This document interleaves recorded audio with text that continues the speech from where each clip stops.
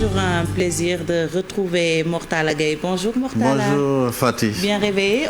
Bien réveillé, on est d'attaque comme d'habitude. Alors c'est un plaisir de partager avec vous ce plateau. On démarre la revue des titres et ce sera avec l'Observateur. L'Observateur qui nous parle de la pandémie du Covid-19, les incroyables secrets des internets du coronavirus. L'Obs nous raconte des anecdotes à Guéréo par exemple, de la javel coupée à l'eau pour se soigner. Et à Diamniadio, les balades amoureuses et le projet de mariage de deux malades rencontrés au centre de traitement. Et puis, abandon des visites médicales à cause du virus.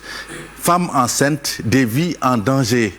Nous terminons par cet entretien de Birahim Seck du Forum civil qui dit qu'il y a une volonté de protéger des agents de l'administration centrale.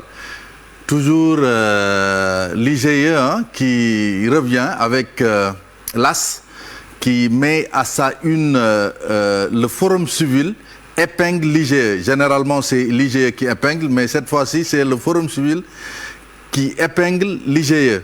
Et puis l'OMS, propagation de la Covid-19, l'OMS relance ses alertes alarmistes. Les Échos, sur cette production et présentation de ces rapports, le Forum civil épingle l'IGE. Les journaux se sont donné, se sont passés le mot. À chaque fois, on dit le Forum civil épingle l'IGE. L'IGE est resté 4 voire 5 ans sans publier de rapport, ce qui constitue une violation manifeste de la loi, selon Birahim Seck. Et puis, agression ou cabale au forail de Diamaguène Sicap Mbao, un éleveur agressé et dépouillé de son sac à dos contenant 24 millions. Le journal y ajoute un mais. Walf Quotidien affiche à ça une Abdoul Mbaye qui parle de Ningler, rapport IGE, situation économique. Le journal nous dit qu'Abdoul Mbaye fait les comptes. Et puis, tout feu, tout flamand club, Ismaïla Sarr, une fin de saison à prix d'Orix. D'Orix comme les gazelles d'Orix, mais pour dire au risque.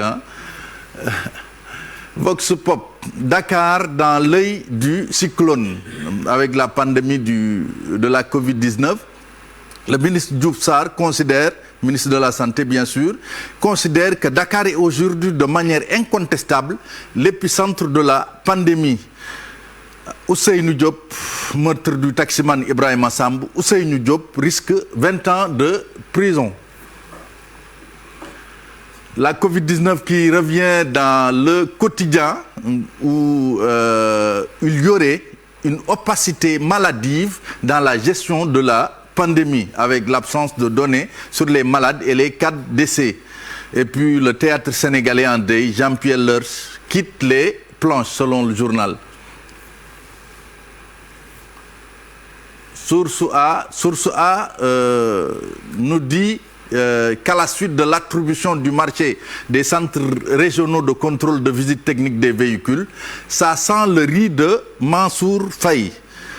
Et puis, tout en pied de page, arrestation du présumé fournisseur des armes et munitions saisies à Touba, la police cerne la mafia. Libération pour... disons, parler encore de la Covid sur le bandeau de Libération. Le Sénégal enregistre 4 décès en 4 jours. Et puis, festin à l'ombre des Filao, ça parle de l'association de malfaiteurs, conclusion d'une convention sur un terrain immatriculé au nom de l'État et blanchiment de capitaux, ce que Libération assimile à un festin à l'ombre des Filao. Et puis, sévice sur une malade mentale à Sacré-Cœur, un 3e suspect cueilli. Record affiche à ça une Dembaba, champion de Turquie. Il y a 4 ans, nous dit Dembaba, tout le monde me croyait fini. Youssouf Dabo, coach de Tenguet FC, qui trouve encore que les décisions de la Fédération sénégalaise de foot sont incohérentes. Eumeu, Ama et Boy Niang à Ngemb, Pikine, pour rééditer l'exploit de 2018. Stade termine avec la DER du championnat d'Angleterre, disons, pour nous dire que Sadio Mané et les Reds ont redoutables arbitres. Et puis Chelsea et Manchester United qui jouent gros. Mbappé qui nous dit que quoi qu'il arrive, je serai là l'année prochaine. Nous terminons par Sunu Lamb. Attention, Sunu Lamb, Guigui en colère, qui serait en colère contre GFM. Guigui qui dit « Personne ne peut me sacrifier. Ils ne m'ont proposé que 25 millions contre Grec.